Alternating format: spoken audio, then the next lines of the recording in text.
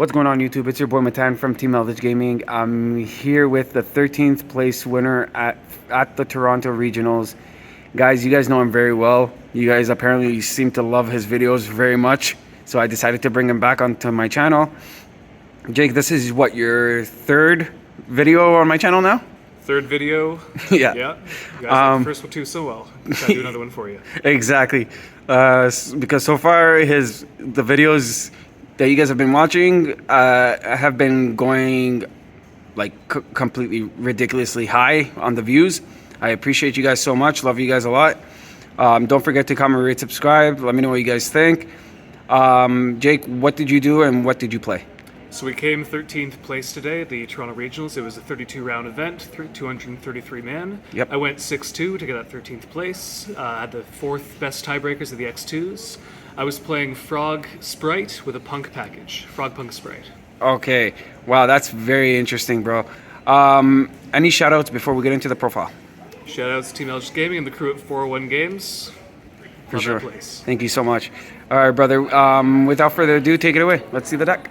All right, so the main deck, we're starting here with the 3 E-Telly, Yep. the 1 Xiamen, 1 Deer Note, 1 Foxy Tune. Yep. This is the P.U.N.K package that we play in Spright. The reason we're playing this is because E-Telly is a 1-card combo. Through our combo lines, we get into a Halka Fibrax and a Barone on field without having to touch our plays first. So we do the Xiamen, we search for the Foxy Tune, send a Foxy with any other card, especially the Deer Note. We either then go directly into our Halka Fibrax and summon back the Foxy Tune. Halk brings out the Plague Spreader Tuner, which goes straight into Barone. Alternatively, we also have the option of going Xiamen and Deer Note into Chaos Ruler, then using Deer Note to bring back the Xiamen. Chaos Ruler gets a mill to bring a card back. We link these two into Halka Fibrax, which again brings back the Plague Spreader. Then Chaos Ruler becomes our 8, which then gets us into our Barone. So we do this all off of a single card with Emergency Teleport.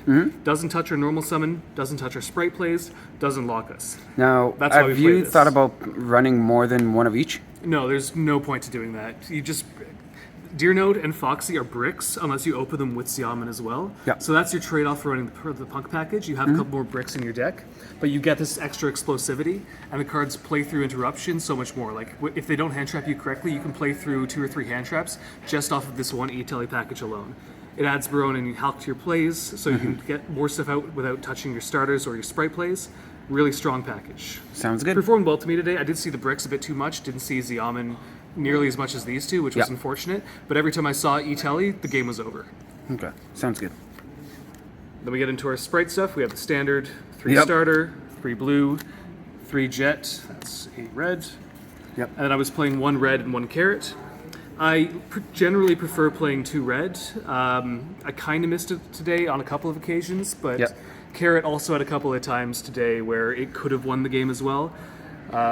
There was one time I made a small misplay and didn't starter after a Dark Ruler when he had an evenly match, but he had the Ash for it, so it didn't matter, but it could have come up in that situation when he didn't have the Ash. So this is generally the ratio you're going to play. Sometimes 2 red, 1 carrot, sometimes 2 red, no carrot. It's just a very consistent engine. It plays through so many things within its own engine, particularly going into Zeus plays off of the XYZs, which definitely overperformed today. So, Jake, tell everybody what you did to get your blues.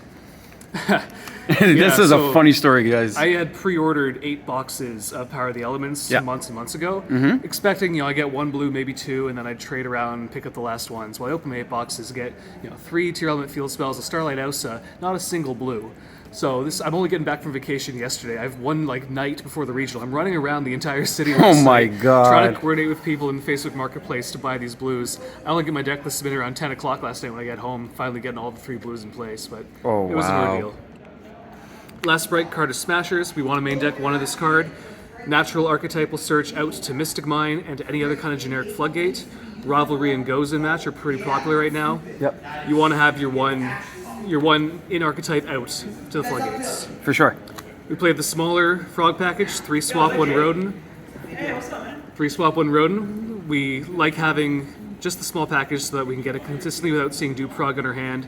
Second Rodent is a consideration because people like to DD Crow the Rodent. It's not actually bad, but Dupe Frog's just a brick. It's not the worst card in the world, but you can just be playing better options in your deck. For sure. The slight difference with this deck compared to normal Spright ones is we're not playing Deep Sea Diva. Diva is fine, but it's a very mid card. What we do instead is we play the 2 Plague Spreader zombies, both as our target off of P.U.N.K, as a normal summon that helps us get into P.U.N.K, and also as a secondary backup plan to banish off of Chaos Ruler. One of the things that can come up if you go the Chaos Ruler line is you mill a lot of lights but no darks. This way, if you hit a Plague Spreader, you can still banish that for the Chaos Ruler summon because you have a second to summon off of P.U.N.K. By playing these Plague Spreader zombies, we get a lot more possibilities of extending throughout the turn because we can poke back a dead card from our hand, like let's say a Smashers or a Foxy Tune or a Deer Note, get that extra 2 on the board, get that extra mid-game extension into P.U.N.K, which you don't otherwise easily have. Right. Very useful card, very flexible card. We have the 1 Call by the Grave, mandatory, card is broken, shouldn't exist. Yep, pretty much. And then we're playing heavy hand trap lineup. I was playing 3 Dark Ruler before, but I decided to go with this for this event. 3 Hey, Ash, let's go. 3 Imperm, 3 Veiler, 3 Crow, Woo! 3 Ogre.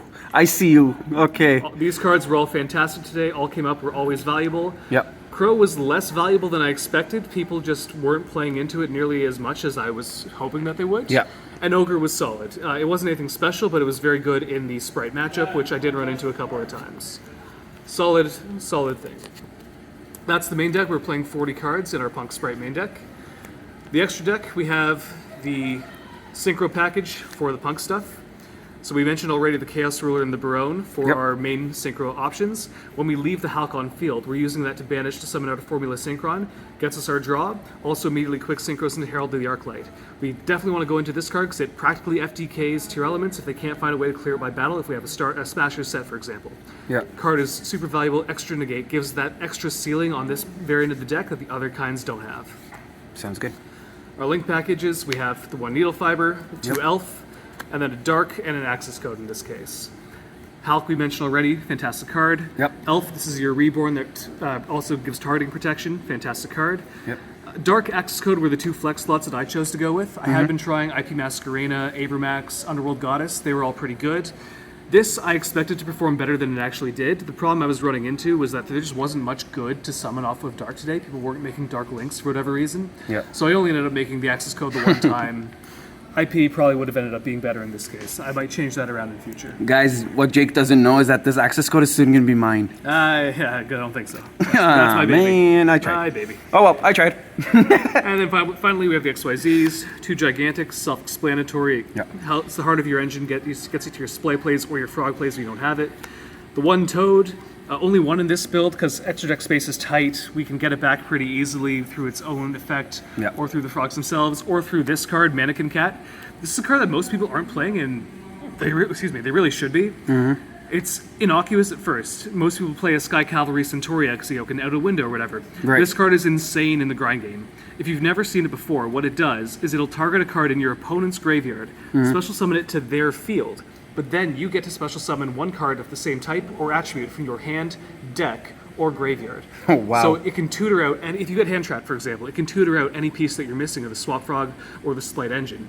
In the late and mid game, if you pull out, let's say, their Spright Elf or their Spright Carrot or anything with a fire type, you get to reborn your own Spright Elf from the graveyard and get you back your Toad at the same time because you've given them a monster. Yeah. Extremely flexible, and also is a generically good XYZ, same as Centauria, for our Downward Zeus package. Konami, ban this card. Downward Zeus, super rid of it. overperformed today. They were just a huge part of the mid-game plan for the Spright deck, particularly in the mirror or any time when you didn't have a quick way to game. Yeah. There was one time I was sitting on Zeus in the Spright mirror for 4 turns back to back to back because I didn't want to overcommit my hand until I could make a play, and he couldn't play into the Zeus that was on field. Oh wow, that's insane. Very, very valuable card. Yep. Mandatory for this deck. For sure. In the side deck, we had 3 Lightning Storms. Just didn't end up coming up. I sided them in today against several back row matchups, but never saw them, so oh well. 1 Feather Dusters for the same reason. 1 Red Reboot. Won me a game against Exosister. There you go. Against Exosister, I played round 4. I won 2-0 against them, but they dimension shifted me both games. I played through and beat them anyway. In the second game, they flipped a Judgment to try and negate my summon, had the reboot from hand off the top deck, won the game on the spot. For sure. Nibiru, I like playing this card because it's still very good with hand traps, Nibiru plus 1 hand trap, and because I have 15 in the main, it's good. It wasn't very good today until the last round when I played against P.U.N.K Brave Dragon Link, where it then won me the game. So it was almost dead and then ended up being fantastic. Gemma's in the side, great card, sided in a lot. It's an E-Telly target secondary because I only have the 1 P.U.N.K and then the ogres in the main deck. But I can bring this in for the 2 and the tuner. Very valuable card. Yep. And then probably the best side deck card in the format that a lot of people won't be on yet. Point of the Red Lotus. Oh god, This is the one card you need to be playing. Not anti-spell, not debarrier, none of that. You can if you want to play those too, but this is what you need to be playing to hit your Dark Ruler No More's, your Lightning Storms, and especially your Lava Golems and your Sphere Modes. Yep. Nothing else deals with those cards. You need these pointers to get through them. Sounds good. So that's the deck. Yeah. 40 card Bane. For the matchups today, we played against Tri-Brigade Branded in round 1. Yep. Kind of a weird matchup. I don't really know why they were bringing that deck, but I mean, it was okay, I guess. Yep. Round 2, we played against Pure Eldritch. Interesting back and forth, floodgates. We ended up winning in a pretty tight game in the long run. For sure. Round 3, we played against Heroes with the back row focus. They played Prohibition on me. Oh wow. Stomped that one pretty fast. Yep. Round 4 was Exosister, which we 2-0'd. As I mentioned, they opened Dimension Shifter against me both times, and I still won, still played through and survived. Yep. Round 5, I went with a loss against another Spright deck. This was a pure deck. Yeah. We had a very long grind in the first game. Then game 2 and 3, I just really didn't open very well, and he opened very strongly both times and couldn't do anything about it. Sure. Round 6, I lost to another Spright deck. This time I just got sacked. He went first, opened like super full combo plus a cross out to stop my 2 hand traps. I had Ogre Imperm and he negated the Ogre, but I had the Imperm for the negate, but then he had the cross out for the Imperm. Oh, wow. Nothing you can do. And then game 2, he hit me with Dark Ruler plus Evenly Matched. Oof. Nothing you can do. Yo, that Dark Ruler No More is a killer. Yeah. So that's when the Shit. pressure was on. It's like, oh no, I'm gotta win the next 2 to top. Exactly, yeah. Which I did when I ended up beating Tier Elements in round 7. Solid games. Their mills were kind of meh, but just played my game, cleaned them out. Yep. And round 8 was a pretty clean 2-0 win over the Brave Punk Dragonlink deck. All that said, we ended up 6-2 with that top 32 finish, finishing 13th overall. Wow, Jake, that's amazing, brother. Congratulations, bro. Was this your very first regionals, or? It's the 3rd regionals I've been to. I went to one back before COVID started, then the one I bubbled back in June, I think. Yeah. And this is my first regional top. Oh, wow. Congratulations, bro. Thanks, man. Guys, don't forget to comment, rate, subscribe. Give Jake a big thumbs up. Jake, your deck profile is insane, as usual. Every deck you build is completely crazy. It's always well thought out with a little bit of spice. There you go. I can see why all your videos keep getting like almost 2,000 views. Guys, don't forget to check out this video as well. Give it a huge thumbs up. Let's get this video to 2,000. Share it to your friends. Exactly. Damn right. Let's go. Get me up. If you guys can give me, if I can get 30 likes on this video, I will do a giveaway of a box. That's a good I deal. will do a giveaway. That's a Give good me deal. 30 likes, guys, and I'll do a giveaway of one Power of the Elements box. So, guys, like this video, comment, subscribe, and share.